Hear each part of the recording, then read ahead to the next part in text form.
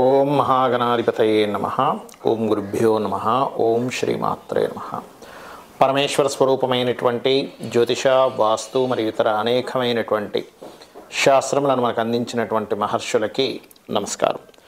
హయగ్రీవ హయగ్రీవ హయగ్రీవేతి యోవదేత్ తస్య నిస్సరతే వాణి జహ్నుగన్యా ప్రవాహవత్. అరుణాం కరుణాతరంగితాక్షీం ధృతపాశాంకుశపుష్పబాణ చాపాం అనిమాదిభిరావృతాం మయూకైః అహమిత్యేవ విభావయే భవానీం. శ్రీమాత్రే నమః. ప్రేక్షకులకి ఆ లలితాంబిక అమ్మవారి యొక్క అనుగ్రహం పరిపూర్ణంగా కలగాలని మనస్ఫూర్తి కోరుకుంటూ మనం ఈరోజు చెప్పుకోబెట్టిన టాపిక్లో ఒక్కొక్క గ్రహం గురించి చెప్పుకుంటూ ఉన్నాం. ఈరోజు శని భగవానుడి గురించి అసలు ప్రతి ఒక్కరి జాతక చక్రంలో అది ఉన్నటువంటి స్థితిని బట్టి ఎటువంటి ఫలితాలు జరుగుతాయి. చాలామంది ఏంటంటే భయపడుతూ ఉంటారు అమ్మో అని. కానీ జ్యోతిష్ శాస్త్రంలో మందుడు అని చెప్పడం జరిగింది. అంటే లేట్ అవ్వడానికి కొన్ని ఆటంకాలకు కారకుడు అని చెప్పడం జరిగింది. కానీ కర్మకారకుడు ఆయనే, ఆయుష్కారకుడు ఆయనే, మనకి ఏదైనా ఒక ఫలితం అందించాలంటే కూడా ఆయన అనేటువంటి చెప్పడం జరిగింది. కాబట్టి ఈ యొక్క విషయాలు చెప్తుంది నేనైనప్పటికీ కూడా చెప్పిస్తుంది సాక్షాత్ లలిత అమ్మవారిగా భావిస్తూ ఒక్కొక్క లగ్నం గురించి లేదా లగ్నం తెలియని వారి రాశి గురించి తెలుసుకుందాం. తులాలగ్నానికి శని భగవానుడు శుభుడే. తులాలగ్నానికి కానీ రాశి కానీ గుర్తుపెట్టుకోండి. శుభుడు శుభ ఫలితాలు ఎప్పుడు ఇంకా ఎక్కువగా ఇస్తాడంటే శుభగ్రహాలతో కలిసినప్పుడు. శుభుడైన పాప ఫలితాలు ఎప్పుడు ఇస్తాడంటే పాపగ్రహాలతో కలిసినప్పుడు.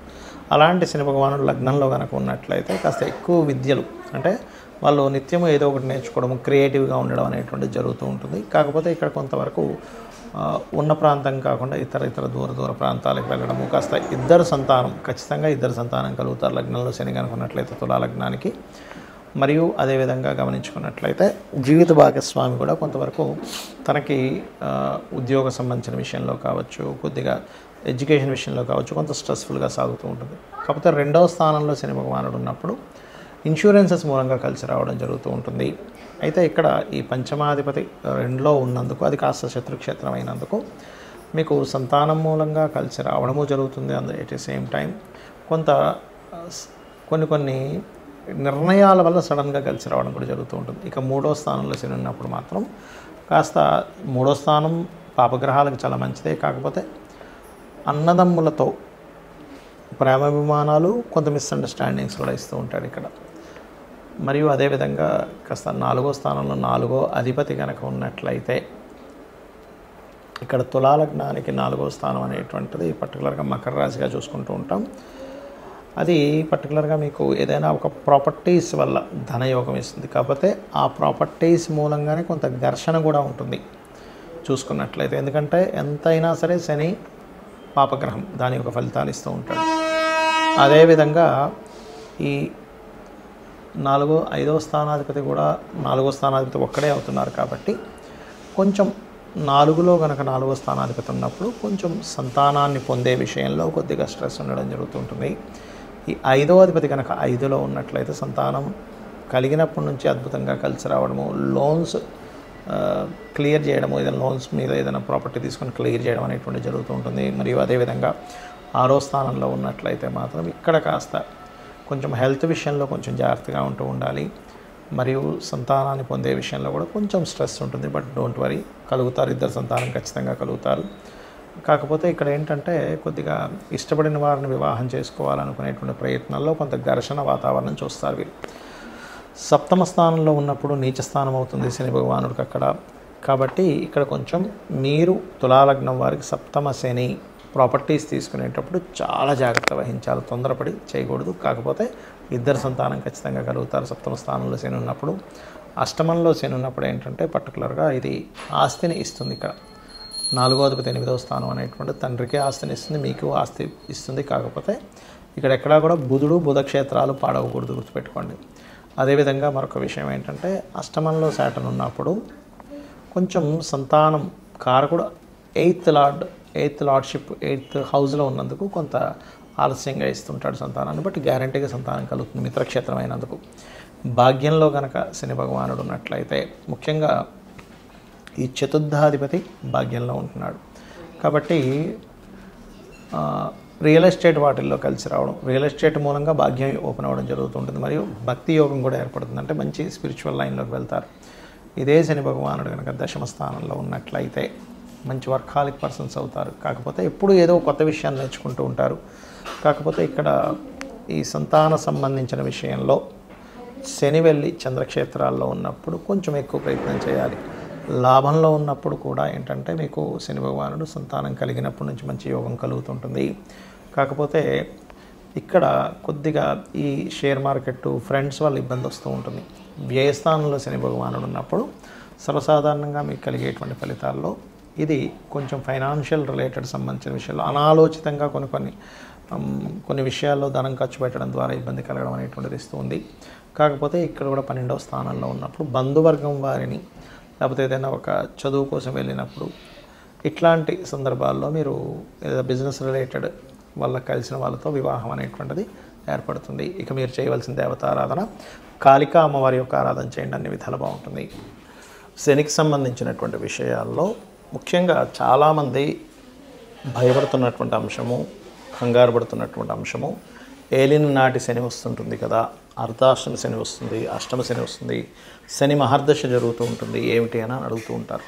ఇక్కడ నేను చెప్పేది ఒకటే గుర్తుపెట్టుకోండి, శని ఈజ్ ఈక్వల్ టు కర్మ. అంటే కొత్తగా ఏమీ శని భగవానుడు మీ మీద పగబట్టడం కానీ ఆయన ఏదో మీతో ఇట్లాగే బిహేవ్ చేయాలని కానీ ఏమీ ఉండదు, గుర్తుపెట్టుకోండి. కేవలం మీరు చేసుకున్నటువంటి కర్మ రిజల్ట్ అంతే ఆయన ఇచ్చేది.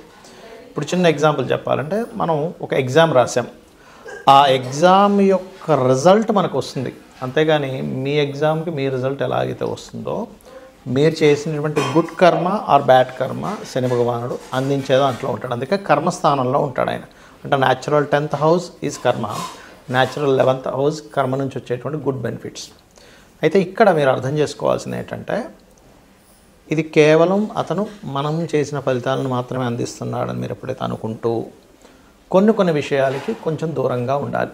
ఏలినాటి శని, అర్ధాష్టమి శని, అష్టమి శని నడిచేటప్పుడు, శని మహర్దశ నడిచేటప్పుడు, గోచారంలో కొన్ని స్థానాల్లో శని భగవానుడు సంచరించేటప్పుడు ఈ కొన్ని విషయాలు కనుక పాటించగలిగితే జీవితం అద్భుతంగా ఉంటుంది.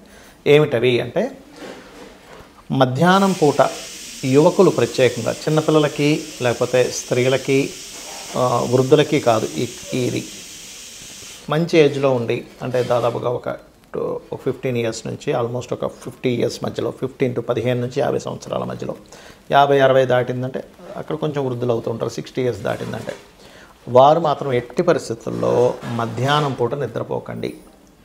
ఎక్సెప్ట్ ఎవరికి మళ్ళీ ఇది నైట్ డ్యూటీస్ చేస్తారు కొంచెం సాఫ్ట్వేర్లో, అలాంటి వారు పర్లేదు, నైట్ అంతా మెలుకొని ఉన్నారు జాబ్ పర్పస్లో, వాళ్ళు మధ్యాహ్నం నిద్రపోయినా ఏమి కాదు. కానీ ఇవేమీ కాకుండా ఉన్నవారు ఎట్టి పరిస్థితుల్లో నిద్రపోకండి. దానివల్ల అనవసరంగా శని యొక్క ప్రభావం మీ మీద నెగటివ్గా ఇంపాక్ట్ పడుతూ ఉంటుంది.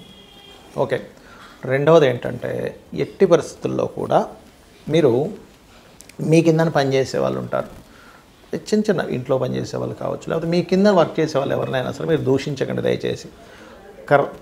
మన కార్మికులకి, కర్షకులకి అంటే కష్టమైనటువంటి పనులు చేసేటువంటి వారికి శని కారకుడు. వాళ్ళని మీరు ఎంత రెస్పెక్ట్ఫుల్గా ఉంటారో శని మీకు అంత బాగా యోగిస్తాడు, గుర్తుపెట్టుకోండి.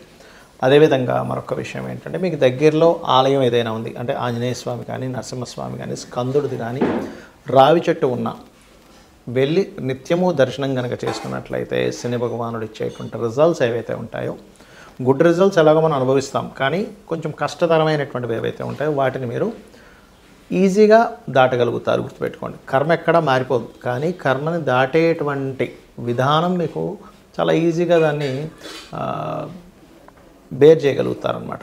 అలాగే మరొక విషయం ఏంటంటే ఇక్కడ మీకు దగ్గరలో ఆలయం ఉన్నట్లయితే అక్కడికి వెళ్ళి నూనెని దానంగా ఇవ్వండి. అంటే టెంపుల్స్లో వాడుకోవడానికి ఇవ్వచ్చు నూనెని, లేదు నువ్వులు, తెల్ల నువ్వులు, నీలం రంగు వస్త్రము శనివారాలు ఇస్తుంటే కూడా ఇందాక మనం చెప్పుకున్నట్టుగా ఏలినాటి శని, అర్ధాష్టమి శని, అష్టమి శని ప్రభావం తగ్గుతుంది. కానీ కొంతమందికి శని దశ ఉంటుంది, 19 ఇయర్స్ ఆఫ్ శని మహాదశ, వాళ్ళకి ప్రతిసారి బ్యాడ్ అవ్వాలని రూల్ లేదండి. మీ జన్మజాతకంలో కనుక PAC అంటారు, అంటే ప్లేస్మెంట్ మంచి స్థానంలో ఉండి మంచి గ్రహంతో చూడబడుతూ ఒక శుభగ్రహంతో కలిసి ఉండి నీచభంగ రాజయోగాల్లో ఉంటే ఆ శని మహర్దశ కొన్ని వేల కోట్లు కూడా ఇచ్చి తీరుతుంది, అందులో ఎటువంటి సందేహం లేదు, గుర్తుపెట్టుకోండి.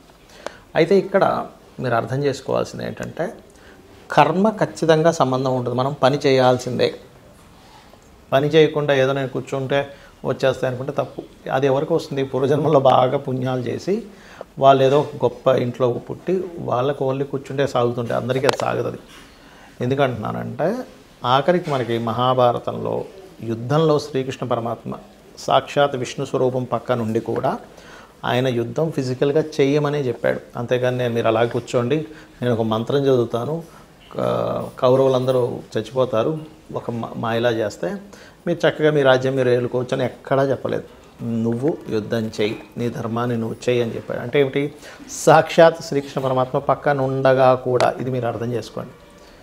అంటే ఏమిటి? మన చుట్టూ మనం చేసేటువంటి పూజలతో పాటు అమ్మవారు ఉంటుంది, కానీ ఉన్న వాళ్ళకి జయం ఉంది అక్కడ. ఎవరి పక్షానైతే శ్రీకృష్ణ పరమాత్మ ఉన్నాడో వాళ్ళకి విజయం లభించింది.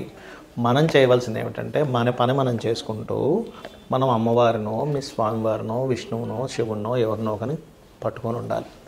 అలా మీరు చేసుకుంటూ వెళ్ళినట్లయితే ఖచ్చితంగా 100% విజయం లభించి తీరుతుంది. అందులో ఎటువంటి సందేహం లేదు. అయితే ఇక్కడ మీకు ఒక్క విషయం చెప్పి ముగిస్తాను. మీ పర్సనల్ చార్ట్లో శాటర్న్ శుభగ్రహాలతో ఉన్నాడా పాపగ్రహాలతో ఉన్నాడా చూసుకోండి. ఎక్కువ పాపగ్రహాలతో ఉన్నాడు అనుకోండి, శాటర్న్కి శత్రువులు ఎవరు? కుజుడు. ఎందుకంటే అగ్రెసివ్ ప్లానెట్, అది fast moving planet, fiery related planet. ఇదేమో కోల్డ్ రిలేటెడ్ ప్లానెట్. సో అక్కడ ఫ్రిక్షన్ ఏర్పడుతుంది దానివల్ల. సో కుజుడితో ఉన్న, కేతువుతో ఉన్న, కేతు ఎందుకు? వీటికి కారకుడు. ఏది? వైరాగ్యానికి, విరక్తికి. ఇదేమో కర్మ, అదేమో విరక్తి. ఈ రెండు కలవకూడదు. అంటే కుజుడితో ఉన్న, కేతువుతో ఉన్న, ఒక్కొక్కసారి సన్తో కంబస్ట్ అయినా ఇబ్బంది చేస్తుంది. ఈ 3 గ్రహాలతో ఏ గ్రహంతో ఉన్నా ఆ పర్టికులర్ గ్రహాలకు కూడా దీపారాధన చేయండి, మీకు అన్ని విధాలు బాగుంటుంది. ఆ లలితాంబిక అమ్మవారి యొక్క అనుగ్రహం మీకు పరిపూర్ణంగా కలగాలని మనస్ఫూర్తిగా కోరుకుంటూ శ్రీమాత్రే నమః.